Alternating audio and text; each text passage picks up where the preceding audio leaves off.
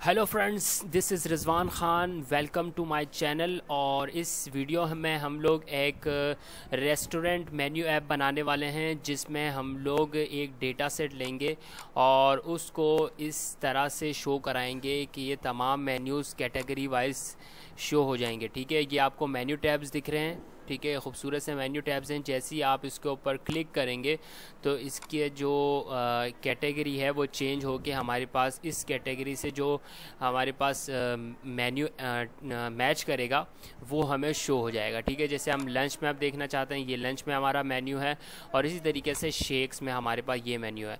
आप इस मेन्यू को बढ़ा भी सकते हैं। मैंने जस्ट आपको समझाने के लिए ये कुछ ही मेन्यूज़ लिए हैं। ठीक है, आप इसको बढ़ा भी सकते हैं। ठीक है, डेटा सेट के अंदर मैं आपको थोड़ी देर में बताने वाला हूँ। ठीक है गाइस, तो इस प्रोजेक्ट का जो सोर्स कोड है वो भी मैं आपको प्रोवाइड कर दूंगा गिटहब के ऊपर। मैं आपको ये लिंक प्रोवाइड कर दूंगा डिस्क्रिप्शन के ऊपर, तो आप ये जा कर के इसमें यहाँ से अपने लिए डाउनलोड कर सकते हैं। ओके फ्रेंड्स, मैं अब जल्दी से विजुअल स्टूडियो कोड के ऊपर जाता हूँ और अपने कोड को स्टार्ट करते हैं। ठीक है गाइस, तो आप बिल्कुल टेंशन ना लें। इस प्रोजेक्ट को मैं बिल्कुल स्टार्ट से यानी ज़ीरो से स्टार्ट करूँगा और ये बेसिकली ज़्यादा जो मायने रखता है वो बिगिनर्स के लिए रखता है। यानी रिएक्ट जे स्टार्ट कर चुके हैं, नो हाउ हो चुकी है। ठीक है, और वो प्रोजेक्ट बनाना चाहते हैं तो किस तरीके से प्रोजेक्ट बनाएंगे आप लोग, वो मैं आपको स्टेप बाय स्टेप सारी चीज़ें इसमें बताने वाला हूँ। तो सबसे पहले हम अपने फोल्डर के अंदर जाते हैं। ये मेरा मेन फोल्डर है, इसके अंदर मैंने कुछ अपने प्रोजेक्ट्स बनाए हुए पहले से। तो इसके अंदर हम क्या करेंगे, CMD लिखेंगे और यहाँ इस फोल्डर के अंदर हम नया प्रोजेक्ट क्रिएट करेंगे। सबसे पहले हम रिएक्ट का जब ऐप कोई भी ऐप हम क्रिएट करते हैं या प्रोजेक्ट क्रिएट करते हैं तो उसके लिए स्टार्टिंग जो हमारी लाइन होती है npx क्रिएट रिएक्ट ऐप और अपने ऐप का नाम। तो मैं मेन्यू ऐप का नाम इसको दे देता हूँ। ठीक है, जस्ट ये मेरे ऐप का नाम होगा और npx क्रिएट रिएक्ट ऐप की कमांड आप चलाएंगे और इंटर का बटन प्रेस कर देंगे। ठीक है, तो ये आपका प्रोजेक्ट यहाँ क्रिएट हो जाएगा, एक फ़ोल्डर हमारे पास क्रिएट हो जाएगा। ठीक है, ये मुझे बोल रहा है कि कुछ इशू है, मैं इसको चेक करता हूँ।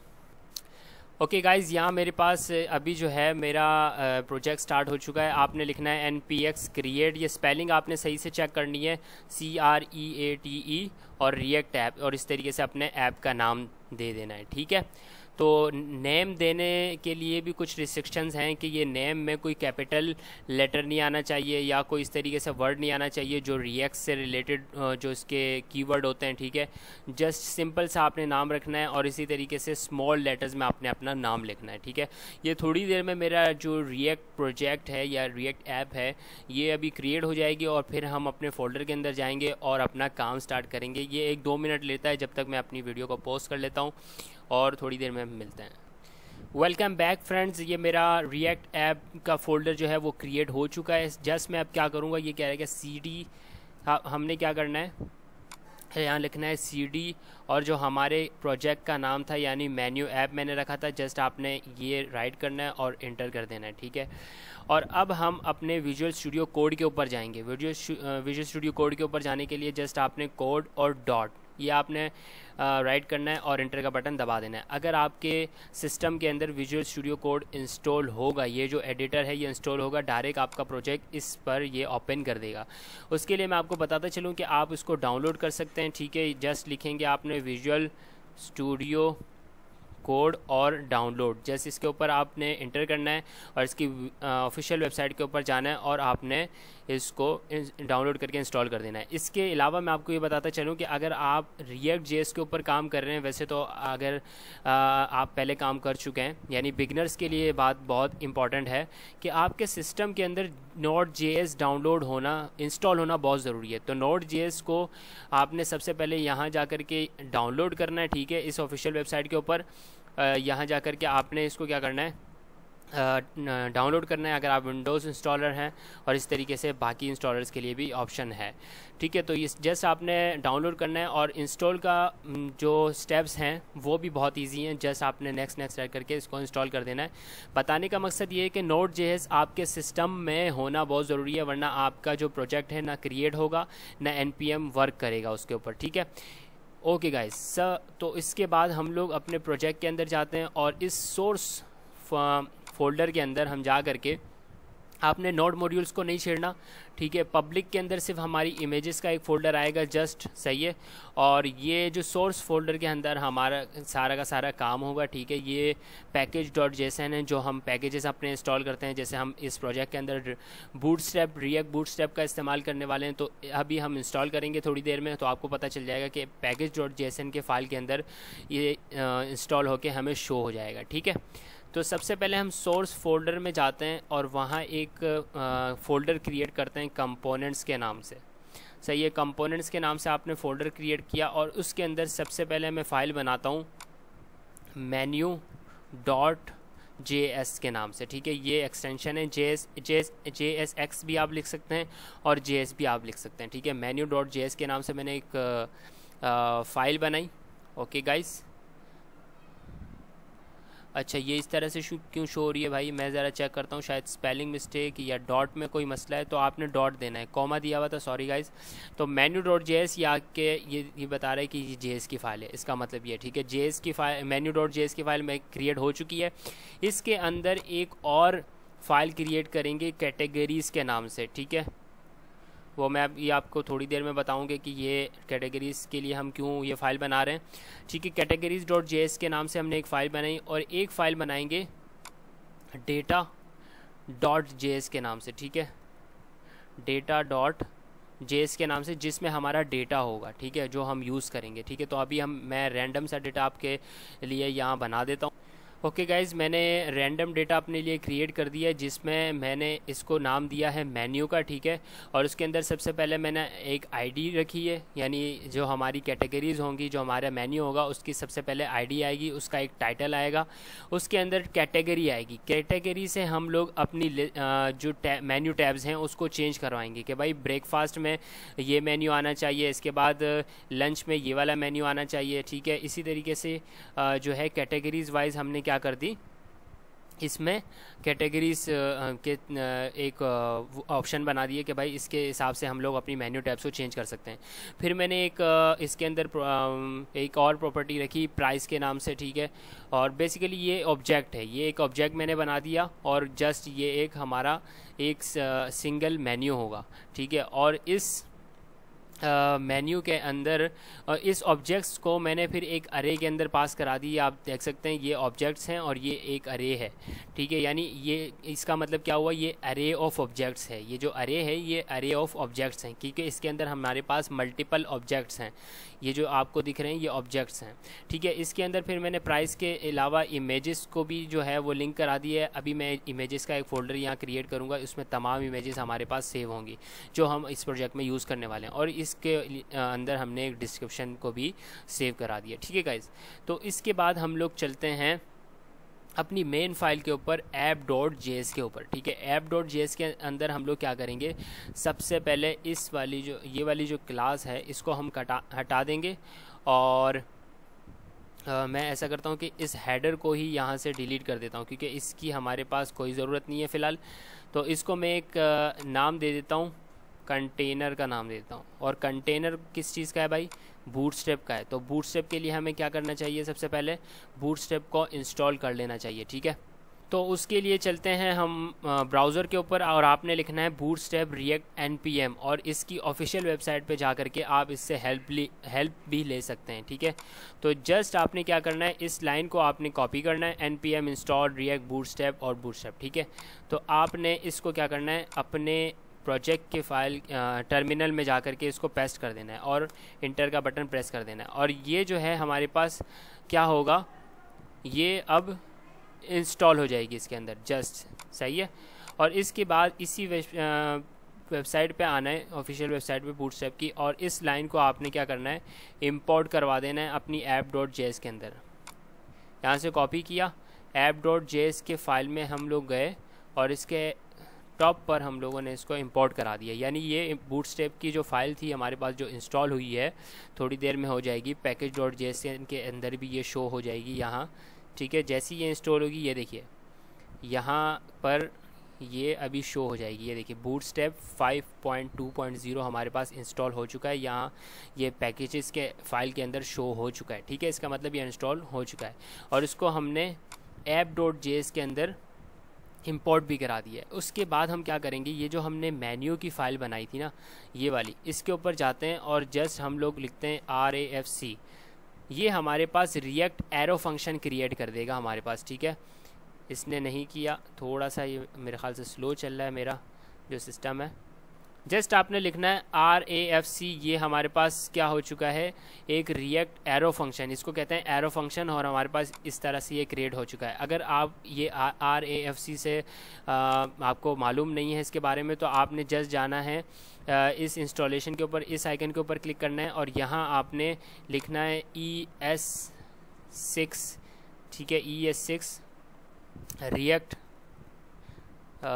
स्निपेट्स के नाम से कोई यहाँ, हाँ ये रहा, ये वाली जो चीज़ है ES7 react Redux react native snippets, ये स्निपेट्स हैं। ठीक है, बेसिकली इसको आपने इंस्टॉल कर देना है। जैसे ये भी इंस्टॉल नहीं है, इसको मैं क्लिक करूँगा तो ये इस तरह से इंस्टॉल हो जाएगा। जैसे आपने इसको इंस्टॉल करना है और फिर आप क्या कर सकते हैं, किसी भी फाइल को के अंदर अगर कोई फंक्शन क्रिएट करना है तो आपने जस्ट लिखना है RAFC और आपने इंटर का बटन प्रेस कर देना। इस तरीके से आपको ये फंक्शन बना करके दे देगा। तो कितना आसान है ये। ठीक है, बहुत आसान हो जाता है स्निपेट्स से यूज़ करते हुए। तो आपने इंस्टॉल करना है जस्ट और इस तरह से यूज़ करना है। app.js के अंदर मैं क्या बता रहा था आपको कि आपने ये जो हमने मेन्यू की फ़ाइल थी उसको क्या करना है, यहाँ इंपोर्ट, यहाँ जो है मैंने शो कर देना है इस तरीके से। ठीक है, तो मेन्यू इस तरीके से आपने यहाँ लिखना है और ये ऑटोमेटिकली इंपोर्ट भी हो जाएगा। ये देखें, कंपोनेंट्स के अंदर मेरा मेन्यू की फ़ाइल थी वो ऑटोमेटिकली इंपोर्ट भी हो गई है और इंपोर्ट करना ना बहुत ज़रूरी है।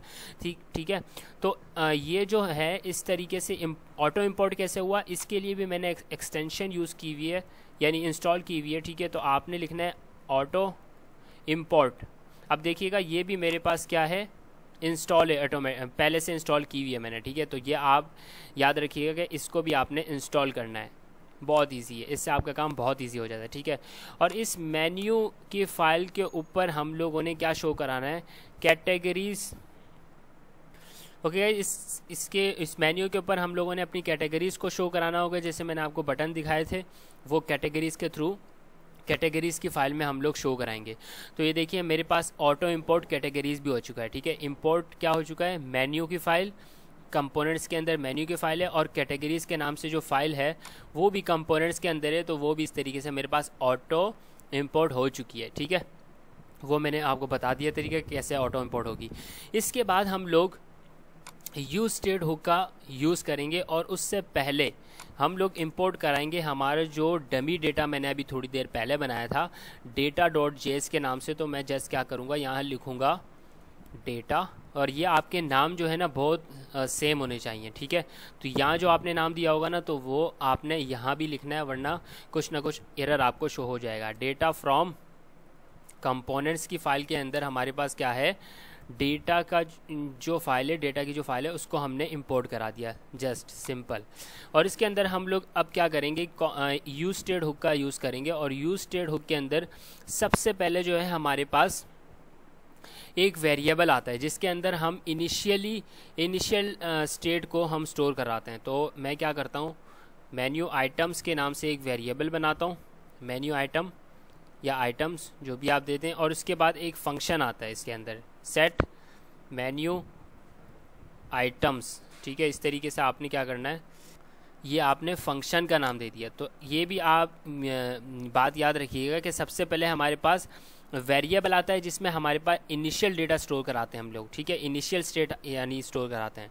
और दूसरा जो हमारे पास ये सेट मेन्यू आइटम्स, इसमें आपको ये बात याद रखनी है कि सबसे पहले आपने जो नाम दिया होगा ना उसके साथ जस्ट सेट लगा देना है और उसका जो फर्स्ट लेटर होगा उसको कैपिटल करके आपने इस तरीके से लिख लेना है और सेट ज़रूर लगाना है।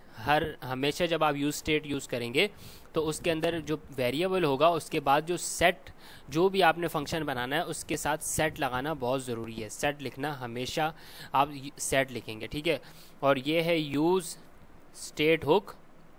तो मैं स्टेट की स्पेलिंग सही कर लेता हूँ और इस तरीके से आपने इसको क्रिएट कर लिया। ये यूज़ स्टेट मैंने इस तरीके से इसको बना दिया और यूज़ स्टेट का यानी कि यूज़ कर लिया मैंने। और इसको सबसे पहले हम क्या कराएंगे, इंपोर्ट कराएंगे इस यूज़ स्टेट हुक का, वरना हमें क्या करेगा, ये एक एरर शो करेगा।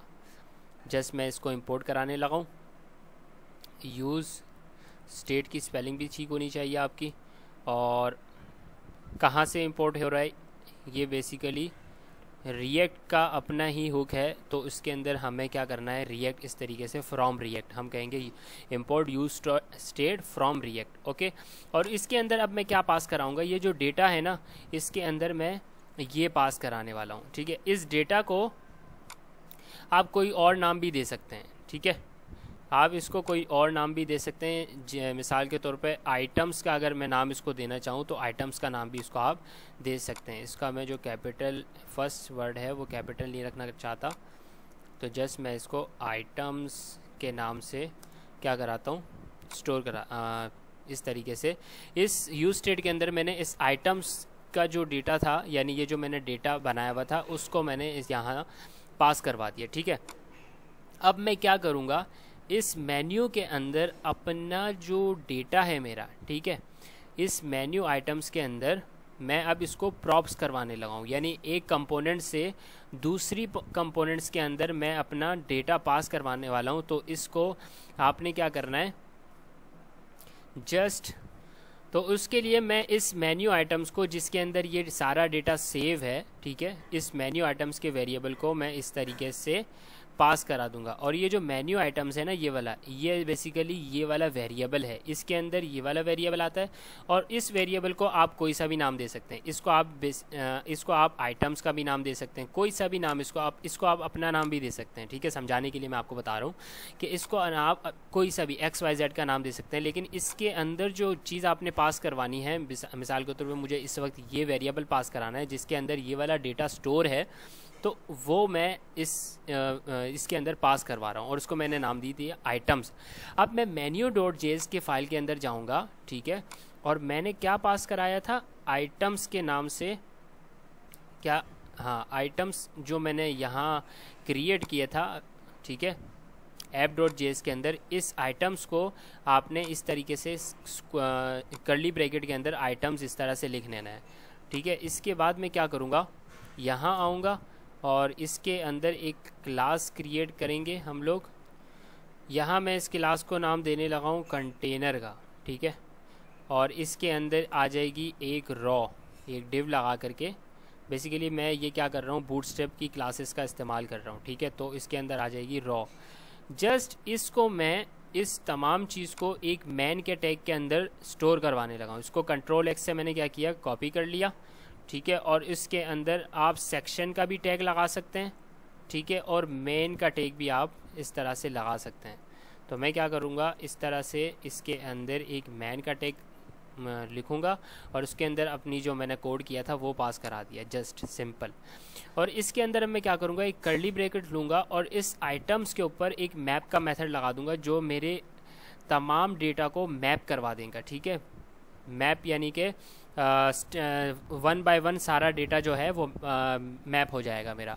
ठीक है, तो उसके अंदर अब मैं क्या करूँगा, स्क्वायर ब्रैकेट लगाऊंगा और इस तरीके से मैं एक फ़ंक्शन चलाऊंगा, कॉलबैक फंक्शन, और उसके अंदर मैं सबसे पहले डीस्ट्रक्चरिंग कराऊंगा। डीस्ट्रक्चरिंग क्या है कि इस आइटम्स के अंदर, इस डेटा के अंदर जो जो चीज़ें मैं यूज़ करने वाला हूँ, यानी कि ID, title, category, price, image, description, इसके अंदर मैं उसको क्या करूँगा, उसकी डीस्ट्रक्चरिंग कर दूँगा। तो उसके लिए क्या करते हैं, कॉन्स्ट, और जिस चीज़ को आपने डीस्ट्रक्चर करना है, मिसाल के तौर में मैंने आईडी को करना है, इमेज को करना है, प्राइस को करना है, ठीक है, और डिस्क्रिप्शन को करना है, और एक लास्ट चीज़ है जो कि टाइटल है, और वो किसके अंदर आ जाएगा, उसको मैं नाम दे देता हूँ आइटम्स।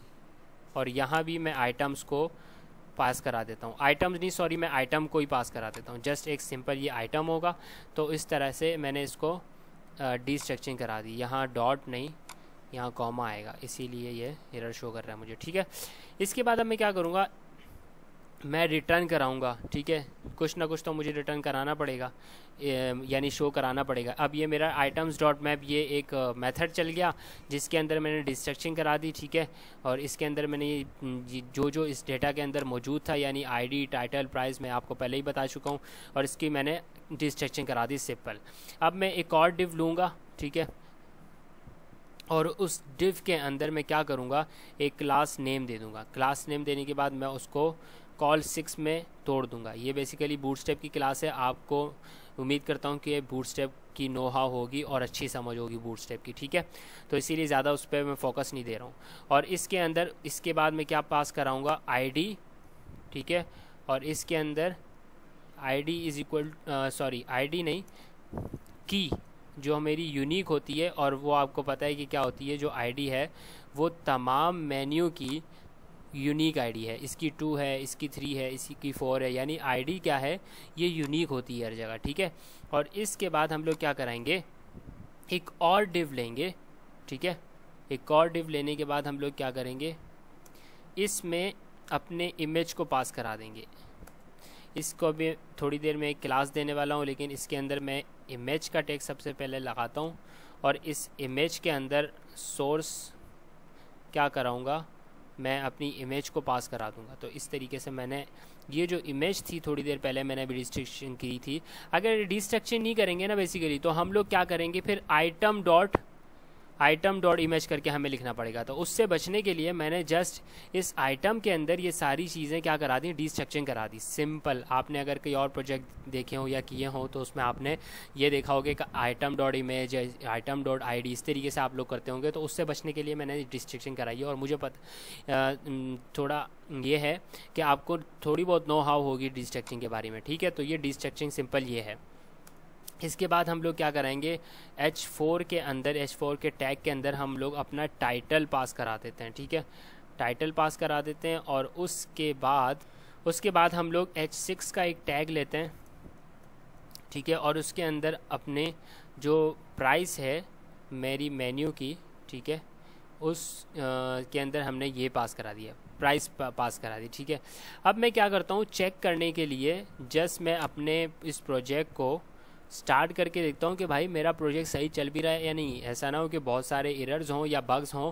तो आपने क्या करना है कि जब आप अपना प्रोजेक्ट स्टार्ट करने लगें तो चेकिंग के लिए, टेस्टिंग के लिए उसको स्टार्ट कर दिए करें। मैंने तो नहीं किया, लेकिन खैर अब मैं जो है ये थोड़ा बहुत इसमें जो है वो क्या कर चुका हूँ, थोड़ा बहुत काम कर चुका हूँ। तो ये अभी थोड़ी देर में स्टार्ट हो जाएगा। इसके साथ साथ मैंने इसको क्या करना है, इसके अंदर ये डिस्क्रिप्शन भी पास करवानी है। तो मैं क्या करता हूँ, एक पी का टैग लेता हूँ। ये मेरा जो है प्रोजेक्ट स्टार्ट होने लगा है, तो इसको मैं इस ब्राउज़र के ऊपर ओपन करना ज़्यादा पसंद करता हूँ। ओके गाइस, थोड़ी देर में मेरा जो प्रोजेक्ट है वो ओपन हो जाएगा, थोड़ा प्रोसेस के अंदर है। तो उसके लिए हम लोग क्या करते हैं, सबसे जो मेरा डिस्क्रिप्शन है उसको भी शो करा देता हूँ ताकि हमारा काम जल्दी जल्दी होता रहे, ठीक है। और इसके अंदर मैं क्या करूँगा, जस्ट ये जो DESC है डिस्क्रिप्शन का शॉर्ट फॉर्म, ये मैं इस तरह से पास करा देता हूँ। इसके बाद हम लोग कुछ CSS भी इसके ऊपर अप्लाई करने वाले हैं, जो मैंने ऑलरेडी अपना प्रोजेक्ट बनाया हुआ है उसकी क्लासेस में यूज़ करूँगा ताकि हमारे जो टाइम है वो थोड़ा कम हो सके। और CSS के ऊपर मैं ज़्यादा फोकस इसलिए नहीं दूंगा कि मुझे उम्मीद है कि आपकी CSS स्ट्रॉन्ग होगी, तो मैं जस्ट आपको ओवरव्यू दूंगा थोड़ा बहुत इसके अंदर जो मैंने CSS यूज़ की है, ठीक है। तो ज़्यादातर जो मैं फोकस दूंगा इसमें इस लॉजिक की दूंगा कि किस तरीके से रिएक्ट बेसिकली वर्क करता है और हम इसके अंदर किस तरह से काम करते हैं, ठीक है। ओके गाइज़, ये मेरा जो प्रोजेक्ट है वो इस तरह से शो हो चुका है, लेकिन ये कुछ सही शो नहीं हो रहा मेरे पास। तो ना इमेजेस आ रही हैं। तो इमेजेस के लिए सबसे पहले मैं क्या करता हूँ, इमेजेस के फ़ोल्डर के अंदर इमेजेस भी तो शो करवानी पड़ेंगी मुझे, ठीक है। तो सबसे पहले मैं इमेजेस का फ़ोल्डर बनाता हूँ। ओके गाइज़, मेरे पास मेरी इमेजेस और इस तरीके से ये जो है मेरे पास शो हो चुका है डेटा।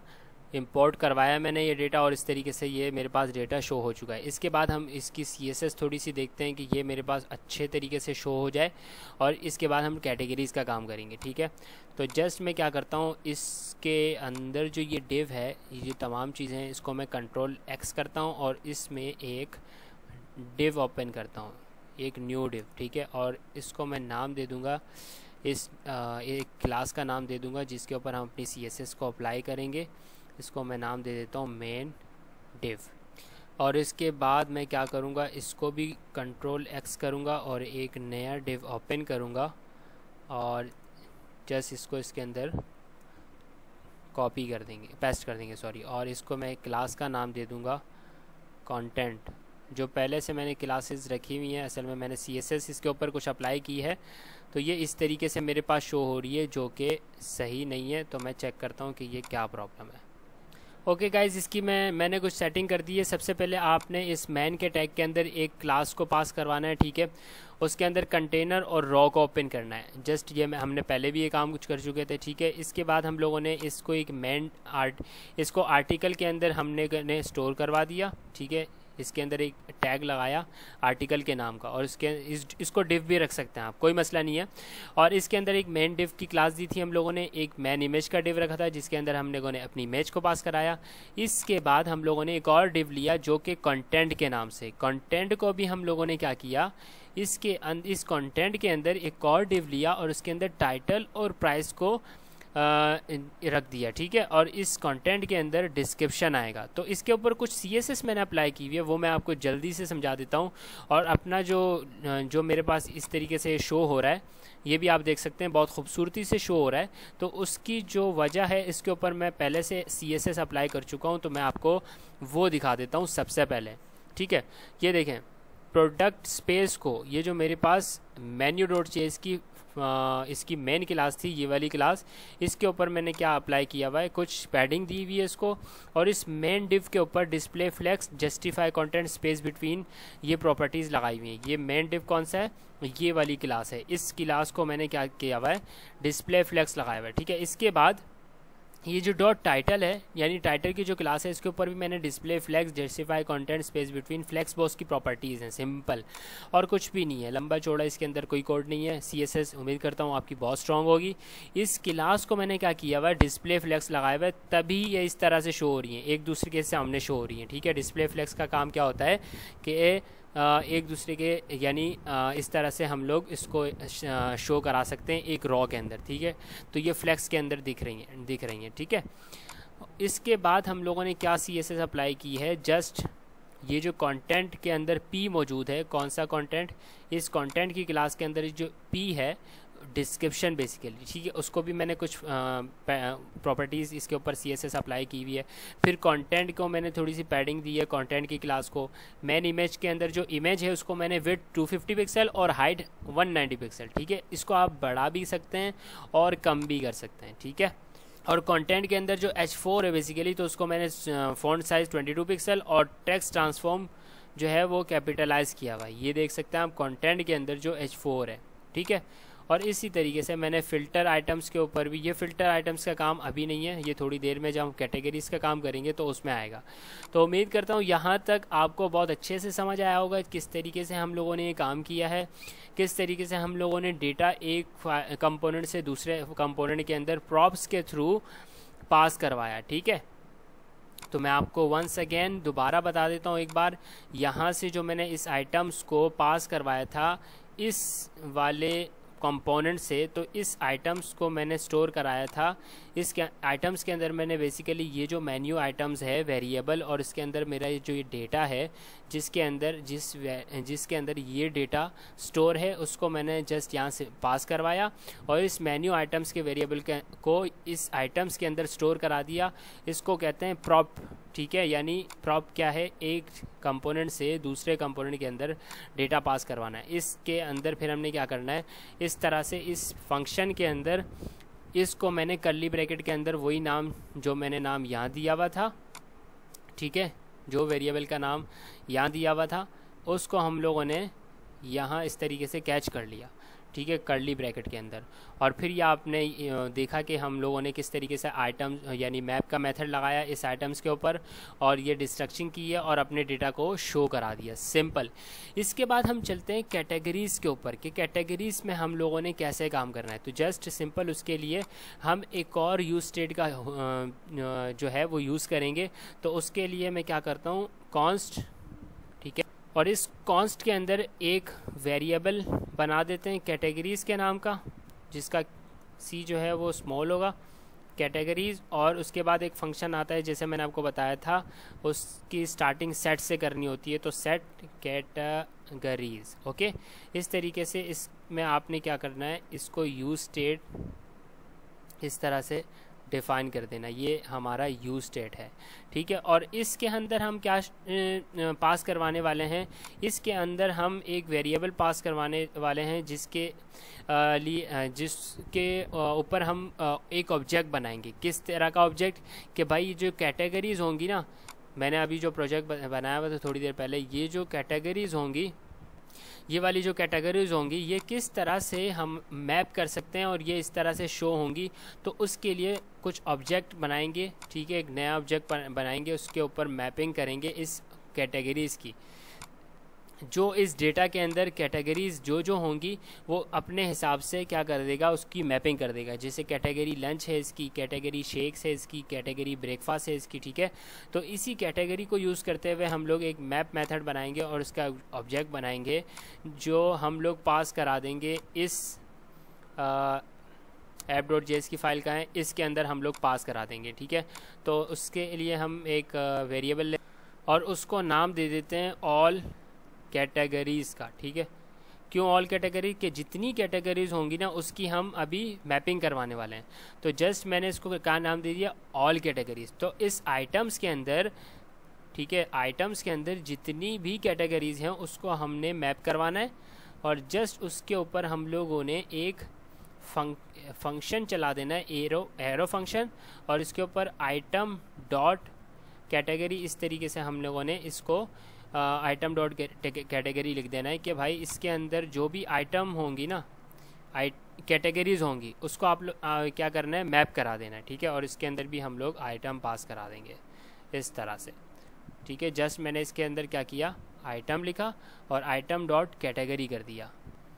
ओके गाइस, ये कैटेगरी की स्पेलिंग सही नहीं है इसीलिए ये मेरे पास थोड़ा एरर शो कर रहा है। और उसके बाद हम लोग क्या करेंगे, इसके अंदर इसको मैं पैरेंथेसिस के अंदर लूँगा, ठीक है, इस तरह से। और जस्ट इसके ऊपर एक जावास्क्रिप्ट का सेट का ऑब्जेक्ट का फंक्शन मेथड है सेट, ठीक है। यानी ये क्या करेगा कि हमें न्यू सेट बना के देगा, ठीक है, ऑब्जेक्ट बना के देगा और उसके अंदर हम न्यू, यानी जितने भी इसके अंदर, ठीक है, इस तरह से डॉट डॉट डॉट न्यू और सेट, आपने इसके अंदर ये जो हमने फंक्शन बनाया था आइटम्स डॉट मैप मेथड, और ये फंक्शन इस तरह से जो हमने बनाया था उसको हमने क्या करना है, इसके ऊपर न्यू सेट का मेथड लगा देना है और इसको हम लोगों ने एक एरे के अंदर स्टोर करा देना है, ठीक है। तो जस्ट इसके अंदर हम लोगों ने इस तरह से इसको करा दिया। और अब क्या होगा, इसके अंदर हम एक कॉमा लगा करके इसके अंदर एक और चीज़ स्टोर कराएंगे जो कि ऑल का बटन है, ठीक है। यानी ये तो वो कैटेगरीज़ हैं जो हमारे डेटा के अंदर मौजूद हैं, लेकिन जब किसी को अगर ऑल कैटेगरीज शो देखनी होंगी, ठीक है, तो वो ऑल के ऊपर क्या करेगा, क्लिक करेगा और उसके पास ऑल कैटेगरीज शो हो जाएंगे, ठीक है। अगर मिसाल के तौर पे किसी को ब्रेकफास्ट शो करना है, सिर्फ ब्रेकफास्ट के अंदर कौन सा मेन्यू है, ठीक है, वो देखना है तो ब्रेकफास्ट पे क्लिक करेगा, लंच पे क्लिक करेगा। तो इस तरीके से कोई ऑल देखना चाहेगा तो ऑल के अंदर ये तमाम चीज़ें उसको शो हो जाएंगी। तो इसीलिए हम लोगों ने इस तरह से ऑल भी इसके अंदर स्टोर करवा दिया इस एरे के अंदर, ठीक है। और अब इस यूज स्टेट के अंदर हम क्या पास कराएंगे, ऑल कैटेगरीज, ये जो हमने यहाँ एक मेथड अभी बनाया, ठीक है, इस एरे को इसके अंदर पास करवा दिया, ओके। और इसके बाद हम लोग एक फ़िल्टर आइटम का फंक्शन बनाने वाले हैं, ठीक है।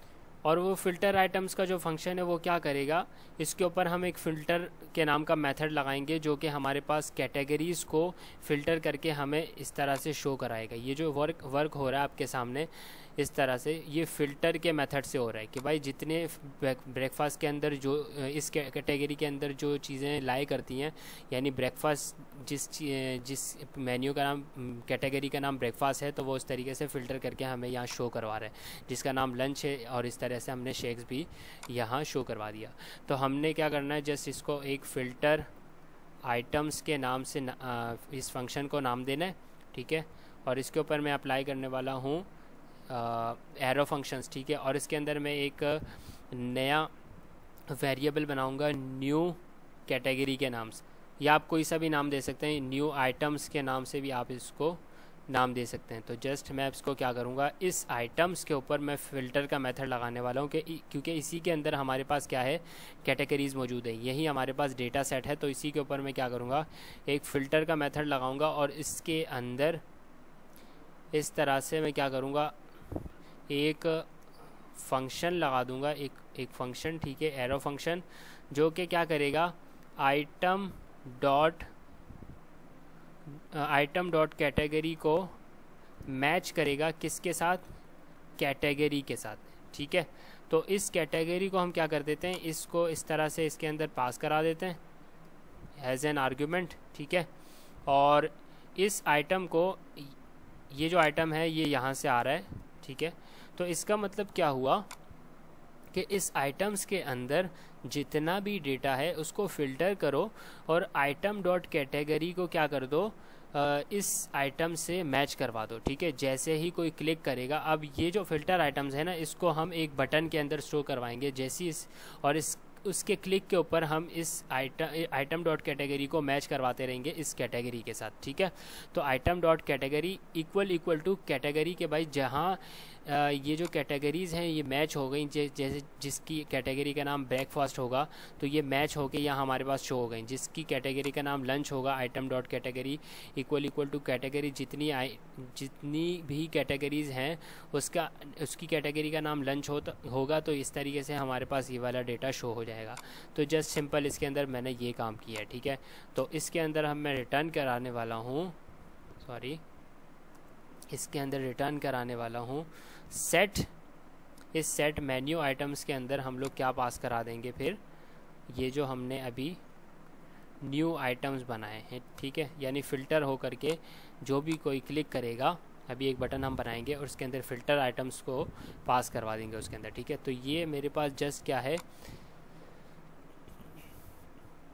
जस्ट सिंपल मैंने इसको क्या कराया, इस तरीके से ये एक फ़ंक्शन बना दिया, ठीक है। और इसके साथ साथ अगर कोई ऑल पे क्लिक करेगा तो उसके लिए भी हम एक कंडीशन लगा देते हैं कि कैटेगरी इक्वल टू लगा देते हैं और इसके अंदर करा देते हैं ऑल। अगर कोई इस तरह से ऑल पे क्लिक करेगा तो उसमें हम क्या रिटर्न कराएंगे, सही है। तो उसके अंदर भी हम ये लिख देते हैं, हम सेट मेन्यू आइटम्स के अंदर हम क्या स्टोर कराएंगे, अगर कोई कैटेगरी ऑल के ऊपर कोई क्लिक करेगा तो इस आइटम्स के को स्टोर कराएंगे हम उसके अंदर, ठीक है। सेट मेन्यू आइटम्स क्या करा देंगे, आइटम्स, क्योंकि एक फ़ंक्शन है तो ये क्या करेगा, सिंपल इस आइटम्स को शो करा देगा। जैसे मैं आपको दिखाऊं कि जैसे ही मैं इस ऑल के ऊपर क्लिक करता हूं तो ये क्या करता है, ये इस तमाम डेटा मेरे पास शो हो जाता है। तो इसका मतलब क्या है कि इसके ऊपर मैंने सेट मेन्यू आइटम्स पास कराया हुआ है, ठीक है। तो जस्ट इसके बाद मैं क्या करूँगा, इसके अंदर अब ये जो मैंने फ़ंक्शन बनाया है फ़िल्टर आइटम्स वाला, ठीक है, फ़िल्टर आइटम्स का फ़ंक्शन मैं यहाँ से पास कराऊँगा, कराऊँगा, यानी एक कंपोनेंट से दूसरे कंपोनेंट में, ठीक है, इस तरह से। और ये जो कैटेगरीज़ हैं हमारी कैटेगरीज़, इसको भी मैं क्या करा दूँगा, यहाँ से प्रॉप्स करवा दूँगा, ठीक है, क्योंकि इसकी भी हमें नीड है। इसके ऊपर हम क्या चलाएंगे, एक मैप मेथड चलाएंगे बेसिकली, ठीक है। तो इसके कैटेगरीज़ के कंपोनेंट के अंदर जाता हूँ मैं और इसके जो चीज़ें हमने अभी प्रॉप्स करवाई थी, यानी फ़िल्टर आइटम्स कॉमा कैटेगरीज़, ठीक है। जस्ट हम लोगों ने ये अभी प्रॉप कराया था, ये दो चीज़ें हम लोगों ने यहाँ प्रॉप करवाई हैं, तो इन दो चीज़ों को मैंने यहाँ से टारगेट कर लिया, ठीक है, प्रॉप कर लिया। इसके बाद इस रिटर्न के अंदर इस कैटेगरीज़ की फ़ाइल में मैं क्या करूँगा, इसको एक क्लास का नाम दे दूँगा कंटेनर, सिंपल। और इस कंटेनर के बाद एक और डिव लूँगा और इसके अंदर क्लास नेम उसका रखूँगा रॉ। तो ये आपको पता है बूटस्ट्रैप की क्लासेस हैं, ठीक है। इसके अंदर जस्ट मैं एक और डिव लेता हूँ और उसके अंदर एक क्लास नेम दूँगा, क्लास नेम कॉल 8, और उसको mx ऑटो उसकी क्लास लगा दूँगा। जस्ट मैंने एक और डिव लेना है जिसके ऊपर मैंने अपनी CSS अप्लाई की हुई है, ठीक है। उसको थोड़ी देर में मैं आपको समझाता हूँ, लेकिन सबसे पहले इस कैटेगरीज़ के ऊपर हम लोग क्या करा देते हैं, एक मैप मेथड चला देते हैं। कि ये क्या करेगा ये मैप मेथड, कि जस्ट हमारी जितनी भी कैटेगरीज होंगी ना, वो क्या करेगा, ये 1 बाय 1 सब को शो करा देगा, ठीक है। ये मैप मेथड ये काम करता है। तो इसके अंदर मैं क्या पास कराता हूँ, एज एन आर्ग्यूमेंट कैटेगरी, और इसके अंदर अब मैं रिटर्न करवा लेता हूँ एक बटन को रिटर्न कराऊंगा, ठीक है। तो उसके लिए मैं क्या करूँगा, जस्ट एक बटन लूँगा और इसके अंदर मैं जस्ट इस कैटेगरी को पास करवा दूँगा। इस तरह से मैंने ये पास करवा दिया, ठीक है। इस कैटेगरी को आपकी स्पेलिंग जो है कैटेगरी की सेम होनी चाहिए। तो ये इस तरह से मैंने ये जो इसकी स्पेलिंग है वो ठीक कर दी है। और इसके ऊपर मैं ये फ़िल्टर आइटम्स का जो फंक्शन है ना, वो भी मैं ऑन क्लिक के ऊपर इसके ऊपर चलाऊँगा। तो ऑन क्लिक का एक मेथड है, इवेंट हैंडलर है, समझे आप, ठीक है। और इसके ऊपर मैं एक फ़ंक्शन चला दूँगा फ़िल्टर आइटम्स के ऊपर। इस फंक्शन के अंदर मैंने क्या पास करवाना है, फ़िल्टर आइटम्स, और इसके अंदर मैं पास करा दूँगा कैटेगरी। स्पेलिंग आपकी ठीक होनी चाहिए, यानी ये जो स्पेलिंग है और ये स्पेलिंग है ये आपकी सेम होनी चाहिए। तो इस फ़िल्टर्स आइटम्स के ऊपर मैं क्या करवा रहा हूँ, जस्ट कैटेगरी को फ़िल्टर्स करवा रहा हूँ, ठीक है। कि वो फ़िल्टर्स मेथड फंक्शन जो है वो ऑन क्लिक के ऊपर चलता रहे और हमारी कैटेगरीज़ क्या होती रहें, चेंज होती रहें, ठीक है। और इसके ऊपर जो कैटेगरीज डॉट मैप का मेथड लगाया मैंने, तो ये क्या करेगा, हमारी तमाम कैटेगरीज़ को 1 बाय 1 हमें शो करा देगा, ठीक है। तो जस्ट हम अपने प्रोजेक्ट के ऊपर चलते हैं और इसको देखते हैं कि हमें हमारा प्रोजेक्ट किस तरह से शो हो रहा है, ठीक है। तो जस्ट हमारे पास ये देखें, ये हमारे पास इस तरह से शो हो रहा है क्योंकि इसके ऊपर CSS हमने अप्लाई नहीं की है। लेकिन जैसे आप इसको क्लिक करेंगे, वाओ बूम गाइज, ये हमारे पास हमारा डेटा जो है वो क्लिक के ऊपर चेंज हो रहा है। तो हमारी जो फंक्शनैलिटी है वो सही तरह से वर्क कर रही है। That's great guys. इसके बाद हम क्या करते हैं, इसके ऊपर थोड़ी बहुत CSS हम अपने अप्लाई करते हैं, ओके। और इसका जो है जो लुक है वो थोड़ा अच्छा बना। ओके गाइज, जस्ट मैंने जो ये डिव लिया हुआ था इसके अंदर एक कैटेगरी टैब्स के नाम से इसको क्लास का नाम दे दिया कैटेगरी टैब्स, और इस बटन को क्लास का नाम दे दिया फ़िल्टर आइटम्स, जिसके ऊपर मैंने CSS अप्लाई की हुई है। कुछ मैं आपको बता देता हूँ। ये फ़िल्टर्स को मैंने पैडिंग लगाई हुई है, बॉर्डर नन किया हुआ है, आउटलाइन नन है, और इसके बाद बैकग्राउंड कलर है और टेक्स्ट कलर इसका वाइट है। और इस तरीके से बाकी जो है मैंने इसके ऊपर थोड़ी बहुत और CSS अप्लाई की है, ठीक है। इस H6 के ऊपर मैंने अप्लाई की है CSS, और ये H2 जो है इसके ऊपर भी अप्लाई की है कुछ CSS, ठीक है। तो अभी हम अपने ब्राउज़र पे जाते हैं और जल्दी से अपना जो प्रोजेक्ट है वो चेक करते हैं। बूम गाइज, ये आप देख सकते हैं बहुत खूबसूरत से ये बटन मेरे पास शो हो रहे हैं, जिसके ऊपर मैंने आपको बताया कि कौन कौन सी CSS मैंने अप्लाई की है। लेकिन ये ऊपर चिपका हुआ है, ये थोड़ा अजीब सा लग रहा है। तो मैं अपने app.js के ऊपर जाता हूँ और जस्ट यहाँ पर py5 लिख देता हूँ, ठीक है। यानी पैडिंग क्या है, ये बूटस्ट्रैप की क्लास है। पैडिंग ये ऊपर नीचे से टॉप और बॉटम से इसने पैडिंग 5 ले ली, ठीक है। ये उसकी अपनी क्लास है बूटस्ट्रैप की। तो ये देख सकते हैं आप गाइस, ये मेरे पास मेरा प्रोजेक्ट बहुत खूबसूरती से बन चुका है। ये आप देख सकते हैं, ब्रेकफास्ट, लंच, शेक्स, इस तरीके से ये मेन्यू टैब्स भी वर्क कर रहे हैं। इसके साथ मैं आपको ये बताता चलूँ गाइस कि इस कैटेगरीज़ के ऊपर जो हमने ये जो मैप का मेथड लगाया और इस तरीके से फ़िल्टरिंग की है, फ़िल्टर मेथड लगाया है, तो उसके लगाने का ये फ़ायदा क्या है, ठीक है। इसके ऊपर ये हम मैप मेथड क्यों, जस्ट इसको UL टैग से भी हम लोग शो करवा सकते थे, जैसे हम लोग HTML CSS के अंदर करते हैं, अनऑर्डर लिस्ट से इसको शो करा सकते हैं। लेकिन कल को अगर आप अपने मेन्यू के अंदर ये जो कैटेगरी है उसको चेंज करना चाहते हैं, मिसाल के तौर पर मैं यहाँ डिनर जो है वो ऐड करना चाहता हूँ, ठीक है। हमारे मेन्यू के अंदर एक कैटेगरी है, नाम जो है वो चेंज होकर डिनर के नाम से हम लोगों ने एक कैटेगरी इसके अंदर ऐड करनी है। तो मैं जस्ट सिंपल इसको क्या करूँगा, आपको समझाने के लिए इसके अंदर एक और ऑब्जेक्ट मैं बनाऊँगा। किस नाम से एक और ऑब्जेक्ट बनाऊँगा, डिनर के नाम से, ठीक है। तो मैं यहाँ लिखता हूँ डिनर, ठीक है। अब आप देखिएगा अपने ब्राउज़र के ऊपर जैसे ही हम जाएंगे तो एक और कैटेगरी ऐड हो गई होगी, ठीक है।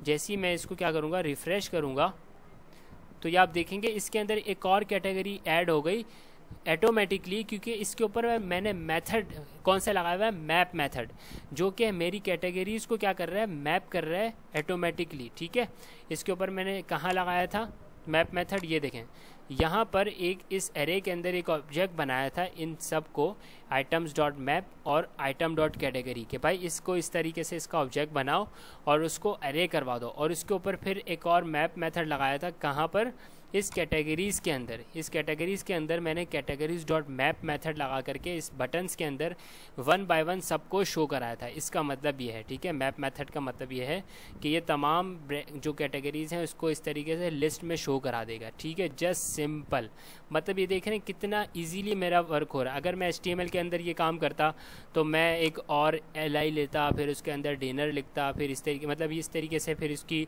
ठीक है, इस तरह से करता। लेकिन आपने कल को आपने क्या करना है, अगर एक और कैटेगरी ऐड करानी है किसी भी नाम से, मतलब मैं मिसाल के तौर पर मैंने डिनर के नाम से करवा दी, तो डिनर के नाम से अब जितनी जो भी इसके अंदर जो डेटा होगा ना, जो कैटेगरी होगी, जो मेन्यू होगा मेरे पास, वो शो हो जाएगा। इस वक्त मेरे पास क्या है, एक ही कैटेगरी है डिनर के नाम से, ये आप देख सकते हैं। ठीक है, मैंने आपको एग्जाम्पल के लिए, अगर मैं इसको दोबारा क्या करता हूँ, इसको कॉपी करता हूँ और यहाँ पर मैं इसको पेस्ट कर देता हूँ, तो आप अभी देखेंगे कि मेरे पास इस डिनर के अंदर दो जो है वो मेन्यू यानी कि दिखेंगे। ठीक है, दो चीज़ें आपके सामने शो हो रही हैं।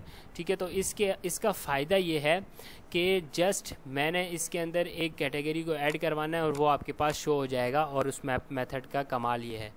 तो इस वक्त मैं इसको यहाँ से क्या करता हूँ, यहाँ से इसको कट कर देता हूँ क्योंकि मुझे इसकी ज़रूरत नहीं, मैं आपको समझाने के लिए सिर्फ करा रहा था। अब इस प्रोजेक्ट को हम लोग होस्टिंग करा देते हैं, यानी इसको लाइव करा देते हैं। उसको भी, इसका भी तरीका मैं आपको बताऊंगा कि किस तरीके से हम इसको लाइव करा सकते हैं। तो हमने न्यू टर्मिनल ओपन करना है, ठीक है, और एक वेबसाइट है नेटलीफाई के नाम से, जिसके ऊपर आप अपनी फ्री होस्टिंग कर सकते हैं, अपने किसी भी प्रोजेक्ट को लाइव करा सकते हैं। तो मैं नेटलीफाई के ऊपर जाने लगा हूँ और इस वेबसाइट के ऊपर जा कर के आप किसी भी अपने प्रोजेक्ट को होस्ट करा सकते हैं। ठीक है, और ये फ्री है बिल्कुल। ठीक है, तो आपने क्या करना है, स्टार्ट बिल्डिंग फॉर फ्री के ऊपर आपने क्लिक करना है। ये थोड़ी देर में ये मेरे को एक और स्टेप शो करा देगा कि भाई आप साइन करें, तो मैं लॉगिन करूँगा। ठीक है, जब तक ये नेक्स्ट स्टेप पे जाने में थोड़ा प्रोसेस ले रहा है, तो मैं अब इसके लिए इसी प्रोजेक्ट के मैं रहते हुए क्या करूँगा, इसी प्रोजेक्ट में रहते हुए मैं कमांड चलाऊँगा npm run build, यानी जैसी इसकी बिल्ड बनेगी तो मैं इसको लाइव करा दूंगा। तो आपने ये कमांड चलानी है जब भी आपका कोई प्रोजेक्ट आप कंप्लीट कर लेंगे और लाइव करने लगेंगे, तो आपने ये कमांड चलानी है npm run build। ठीक है, और आपके पास यहाँ बिल्ड के नाम से एक फ़ोल्डर बन जाएगा। ठीक है, अभी तक यहाँ कोई फ़ोल्डर ऐसा मौजूद नहीं है बिल्ड के नाम से, थोड़ी देर में आप यहाँ देखेंगे। ठीक है, बिल्ड के नाम से मेरे पास एक फ़ोल्डर बन जाएगा और उसी बिल्ड के फ़ोल्डर को मैं यहाँ क्या करूँगा, लाइव कर दूँगा। ठीक है, नेटलीफाई के ऊपर, और ये बिल्कुल फ्री है।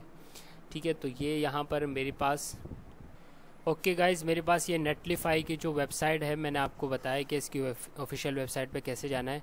तो जस्ट आपने लॉगिन करना है। ठीक है, साइन अप करके आपने लॉगिन करना है। सही है, साइन अप का ऑप्शन देगा, फिर साइन इन करना है आपने। ठीक है, ये मेरे पास लॉगिन हो चुका है, मैं इसमें आ चुका हूँ अपने इस नेटलीफाई के वेबसाइट पर। और ये मैंने पहले से भी कुछ जो है अपनी वेबसाइट्स लाइव करके यहाँ रखी हुई है। ठीक है, तो आपने ऐड न्यू साइट के ऊपर जाना है और डिप्लॉय मैनुअली के ऊपर आपने चले जाना है। ठीक है, और अपने प्रोजेक्ट के अंदर जाना है, अपने प्रोजेक्ट की फाइल के फोल्डर के अंदर। ठीक है, तो इस बिल्ड की जो फोल्डर है, बिल्ड वाला जो फोल्डर है, जस्ट इसको आपने क्या करना है, यहाँ से ड्रैग एंड यहाँ पर ड्रॉप कर देना है। ठीक है, जस्ट आपने यहाँ ड्रॉप किया। ठीक है, अब ये फ़ोल्डर जो है अपलोड होगा और कुछ इसकी प्रोसेस चलेगी और थोड़ी ही देर में ये आपके साइट को बिल्कुल फ्री जो है वो लाइव कर देगा। आपकी जो प्रोजेक्ट है वो बिल्कुल फ्री आपको ये लाइव कर देगा, यानी उसका जो लिंक है आप कहीं भी किसी के पास भी अगर सेंड करेंगे तो क्या होगा, वो ओपन हो जाएगा। तो ये थोड़ी देर में अपलोड होगा और अपलोड होने के बाद ये थोड़ी प्रोसेसिंग लेगा और आपकी जो लाइव है साइट है वो लाइव हो जाएगी बिल्कुल फ्री। ठीक है।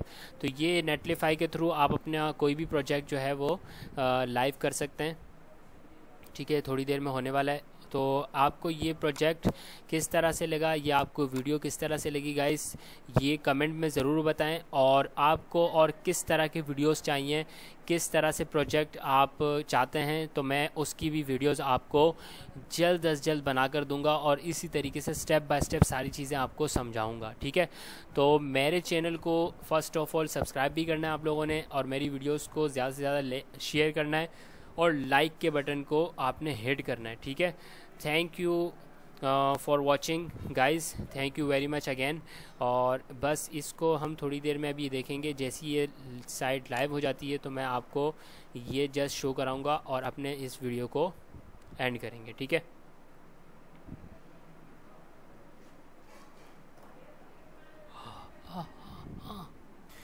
ओके गाइज़, मेरा जो नेट है वो थोड़ा सा इस वक्त जो स्लो चल रहा है, तो आप ये प्रोसेस जो है जैसे मैंने यहाँ किया है, आपको डिप्लॉय करने का तरीका जो है, लाइव करने का तरीका जो मैंने आपको बताया, जस्ट आपने ऐसे ही करना है। अगर आपका इंटरनेट कनेक्शन है तो बहुत जल्द से जल्द आपके साइट लाइव हो जाएगी। अगर फिर भी कोई प्रॉब्लम आती है तो आप कमेंट बॉक्स में मुझसे पूछ सकते हैं, इंशाल्लाह कोई इसके अंदर जो है आपको प्रॉब्लम नहीं आएगी। ये लाइव आपकी जो साइट है वो हो जाएगी। और इसका जो सोर्स कोड है वो मैं आपको पहले ही बता चुका हूँ, मेरे गिटहब के ऊपर मौजूद है। डिस्क्रिप्शन के अंदर मैं इसका जो लिंक है वो प्रोवाइड कर दूँगा। Thank you very much again guys, and अल्लाह हाफिज़।